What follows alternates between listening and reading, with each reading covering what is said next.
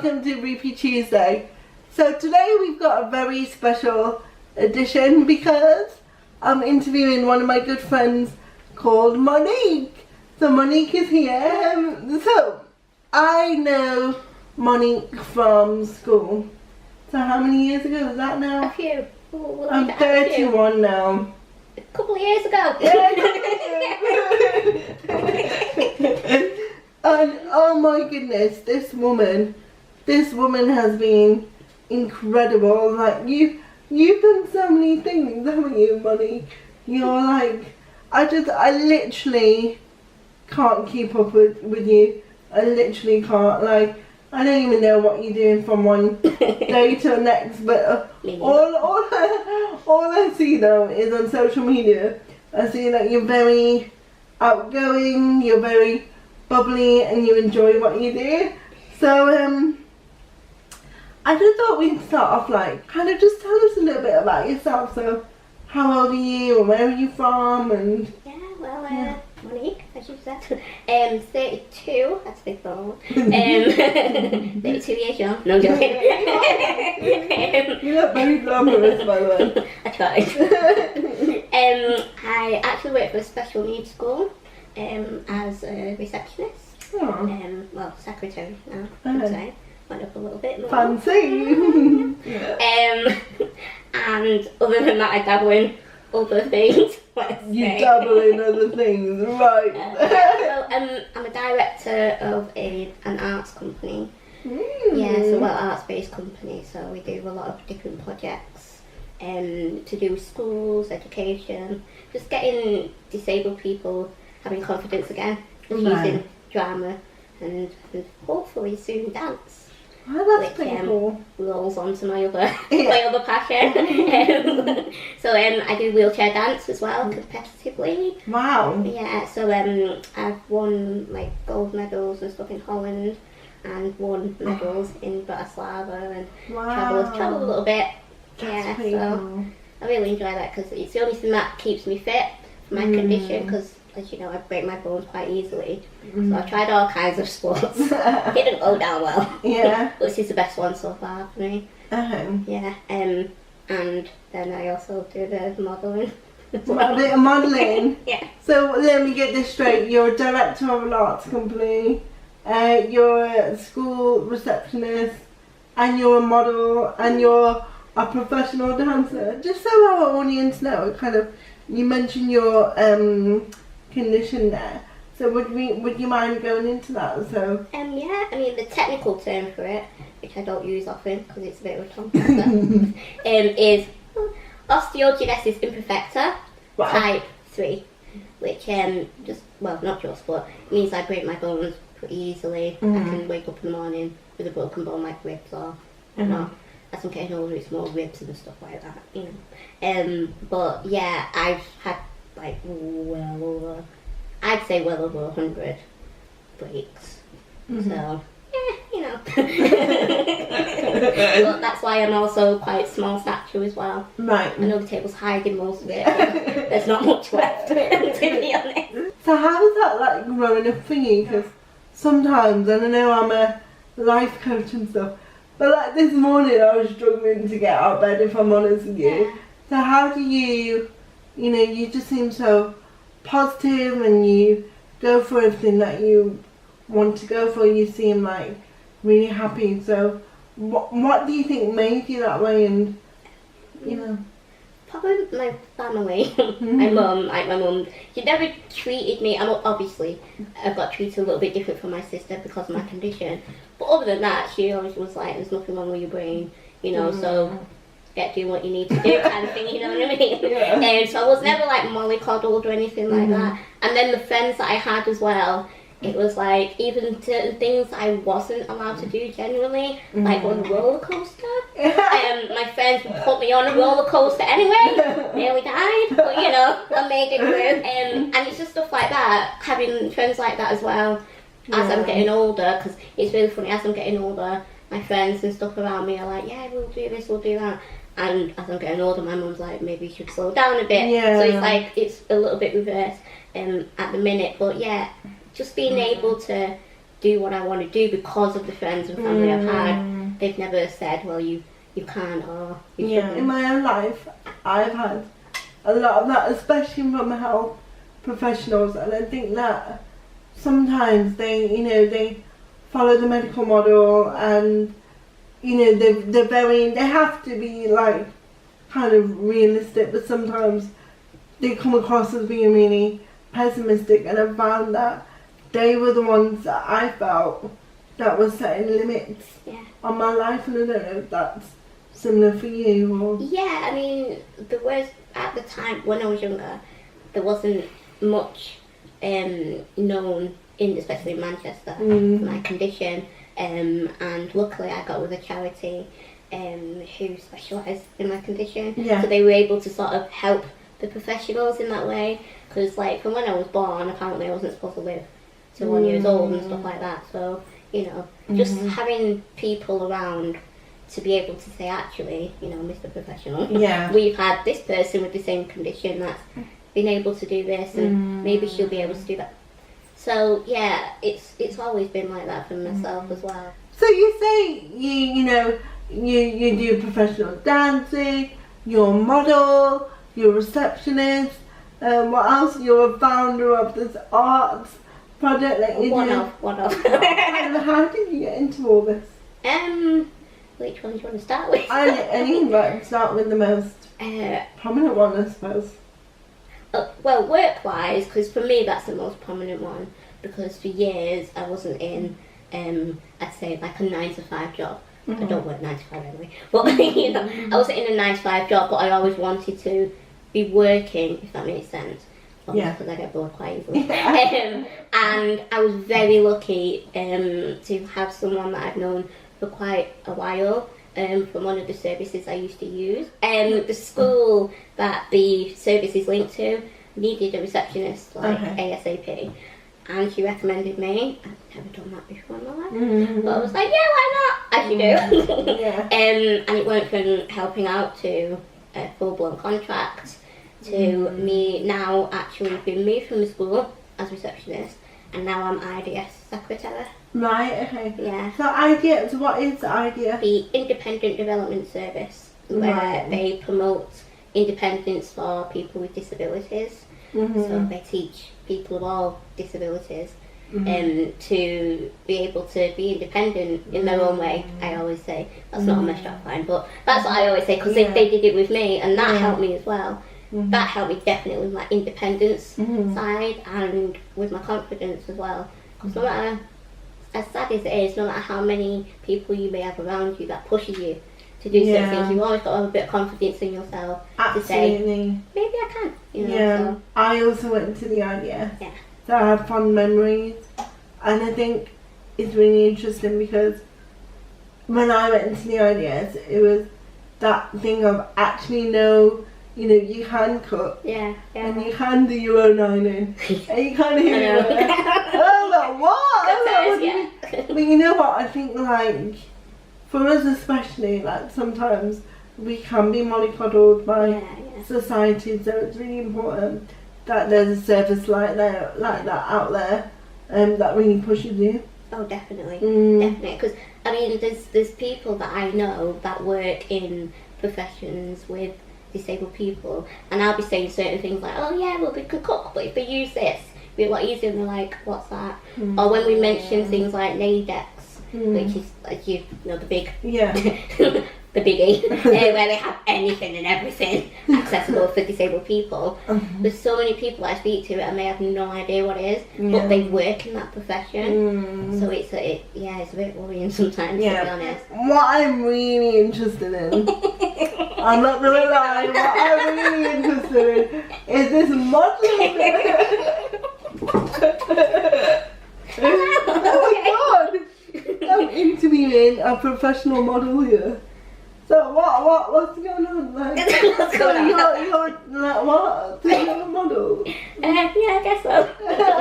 No, I have to start saying that I am now. Yeah, before the agency keeps telling me off. Yeah, I am.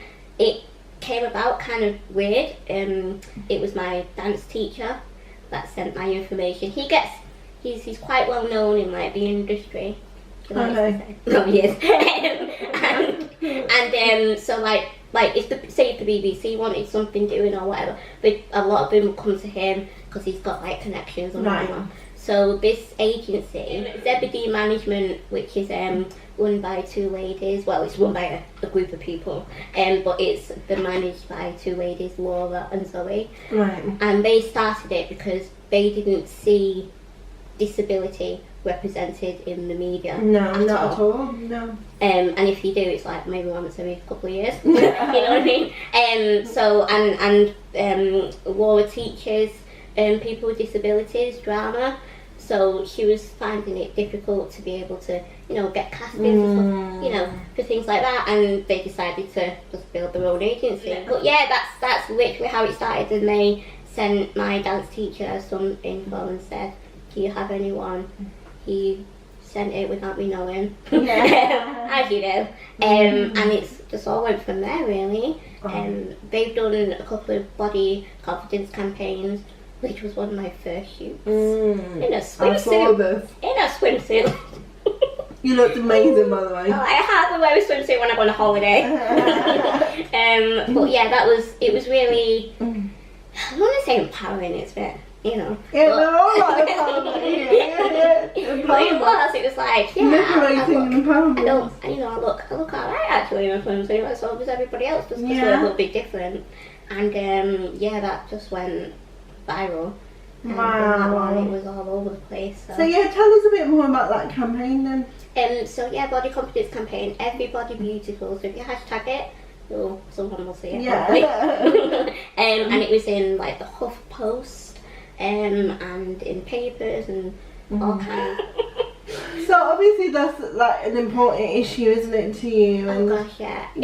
It's going to sound really strange. I've always wanted to help and have people with disabilities and people around people with disabilities to have an understanding that you can push yourself a lot further. Yeah. Because before I worked for IBS, I was a mentor for them for a few years. So I'd go in and, I teach kids like, of course you can drive when you're 16 and stuff like that. And these are the controls that you can have. And of course you can cook and have your own place and whatnot. And they said, the staff said it really helped, so I hope it really did. It did. So it was literally from that I really wanted to do a bit more. So when the whole modelling thing came along, at first it was just like, I'll just do it, I'll just get on. It was my yes year, as I said. So when it happened, I was like, you know what, I'm going to say yes to it anyway. Normally I'd be like, definitely not, no way. But I did it, and after the first campaign I did, and they explained obviously it would be to help everybody feel comfortable within themselves. I definitely wanted to do more. So I've been with the agency for about 1.5 years, I think now. And like I said, the first one was the body confidence campaign, and then after that I did a photo shoot. Every time I mention it I always smile, but I don't need to smile, I'm just like, a naked photo shoot. Wow. But I was painted, so in my mind I wasn't completely naked. And it was like a statuesque kind of photo shoot. And that was with a photographer called Morat, so he's amazing in Leeds. And with that, he put that into a competition for I have to try and get it right. The British Portrait Journal. I probably got that wrong, but it's along those lines. And it was their first book for the portrait of Britain. Wow. So I'm in a book as well. I love this, Monique. Absolutely love this.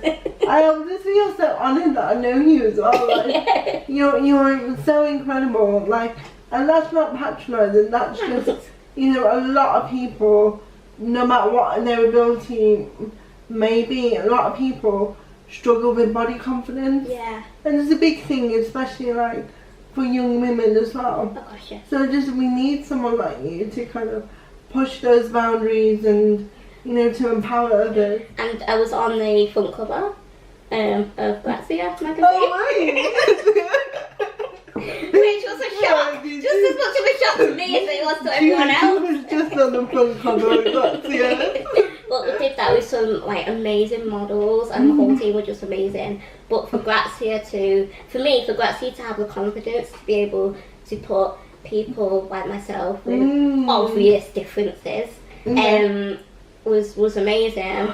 And just to be able to see, you know, the younger generation of young women, like you said, and young men, you know, be able to see people like myself on the front cover of a magazine and be like, what? Yeah. Maybe, you know, hopefully one day I could either do something like that or just be confident within themselves was a massive Exactly. And do you know what I'd like to see? I think there needs to be more exposure. Yeah. And I'd like to see a world where it doesn't matter like what size you are, what shape you are, what your ability is. Like, I just want it to be the norm. And I think the more exposure we have, the less of a big thing it's going to be. Yeah, definitely. So you talk about your yes year.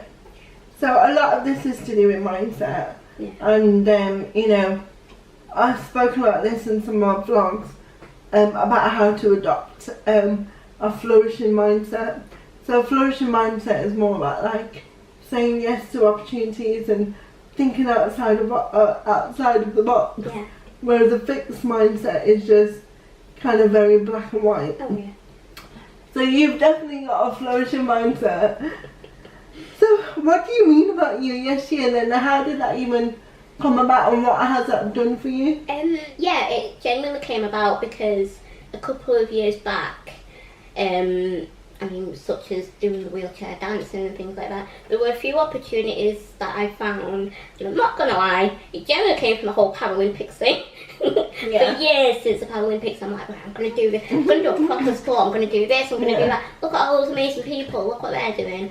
And then it's just kind of fizzled out when the Paralympics ended, including me. And again, I felt I couldn't find much for me that catered for me, and I was kind of surprised that there wasn't a bigger thing out there to get people you know, out there, whether it's in the community, whether it's doing sports. So it kind of drew me back a little bit. So when little opportunities came along, I had a tendency to say no, mainly because I didn't think I was good enough at doing it. But then I have a mother like mine who's like literally screams at me and was like, of course you can do it, blah, blah, blah. So yeah, one New Year's I decided that, you know what, I'm just going to say whatever opportunities come along, as long as it's something good, doing good, especially for others, because I feel like if I'm doing something just for myself, and it's just a waste of time for me, because you know, it's like when you go out and buy a new pair of shoes, it's great for that couple of weeks or something, and then you know, they're in the back of the wardrobe and stuff. But I feel like if I'm doing it for other people, obviously other people benefit. So I was like, right, I'm definitely going to start saying yes. And like, from just saying yes, I went to Florida. Wow. Traveled to Florida on my own, but met my friends there.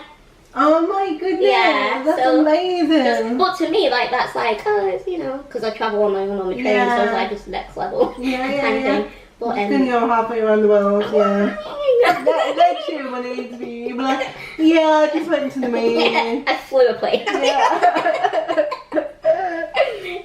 But yeah, just to me, little things like that helped me.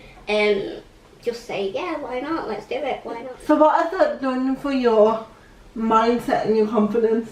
I'd say, well, with my confidence, I do feel like I am able to. Yeah. I'm not gonna lie, in my mindset I'll be like, I'm not good enough to do it, or, you know what I mean? Like, but in my mind I'm like, well, you'll never know now until you give it a go. Yeah. So that's where I'm at still. I love this. You never know until you give it a go. Yeah. If it goes to pot, then it goes to pot, but you can never say you didn't try. Exactly. So. And I think that's something that eventually your mindset will catch up with that. Yeah. And the more you're doing things like that, they will become more natural. Yeah. And your mindset will just be like, I can do it. So what key messages, or maybe it might be one message, maybe it might be several messages, what key messages do you have for anyone who may be feeling low or disempowered right now? Just don't dwell on the bad stuff, really. Because I think I used to dwell on it as in, oh well, I felt like I couldn't do it, so no, I definitely couldn't do it, kind of thing. Just there's no point in dwelling on it. Mm-hmm. Nobody else really is. When I looked around me, it felt like everybody else is just getting on with whatever. True. And I felt like I was the only one that was like, you know, having bad days and things like that. I'd be around people and friends where it just looks like their life is great. And with things like Instagram and stuff like that, everybody's life looks amazing. And you're like, no mate, it's not really like that. So I'd say, you know, don't dwell on it. You know, if it's anything, if somebody brings up an opportunity to you, and just for a second you're like, oh, excited, I'd definitely say go, yeah. Say yeah. If it's like or if it's like a health and safety thing, probably not, you know. But no, I'd say just don't dwell on the bad stuff. Everybody has bad days, that's another thing. I always used to feel like everybody else doesn't have bad days and I'm the only one that has bad days. And being around other friends that has, you know, great days and seems cheery all the time and stuff, and we talk to each other and we're like, what, you have really bad days as well? And just to be honest, to know somebody that really doesn't, just to be honest, is a great feeling. So getting out of your comfort zone, recognising when you might be, you know, running low and stuff. Taking time out to refuel your batteries. And then going and then kind of just going back to it. Always try to push yourself back to the positive. You know. So. I love it. So because this has been an amazing interview, I'm so glad that we're showcasing yours first. So where can people kind of find out more about you, Monique? You can find me on Instagram, which is probably the best one, because my Facebook, I'm not really on there much. Not gonna lie, I just look at other people's Facebook mostly on that. But so I'm on Instagram, so I'll give you the little at whatever. I'll put your name, username. I'll take you. We'll put your name on there. We'll link it to this video. So then people can start following you and, you know, following your amazing journey. So thank you so much. This has been amazing. You know, I'm just so glad that we got to do this today. Me too. And I'll probably let you go because you probably got another shoot. No, but I am preparing for London Fashion Week. Are you? Wow. Because I got invited and I did another yes. Well done. Going there. I've never been before, so. So this woman is incredible. So Monique Jarrett, you know, if you want to be in Grazia or you want to be in London Fashion Week, then maybe we start following Monique's ethos and start saying yes to everything. So this has been an amazing interview. Thank you so much, Monique, and I look forward to seeing you next week. And if you enjoyed this video, please like, share and subscribe, and I shall see you soon. Bye.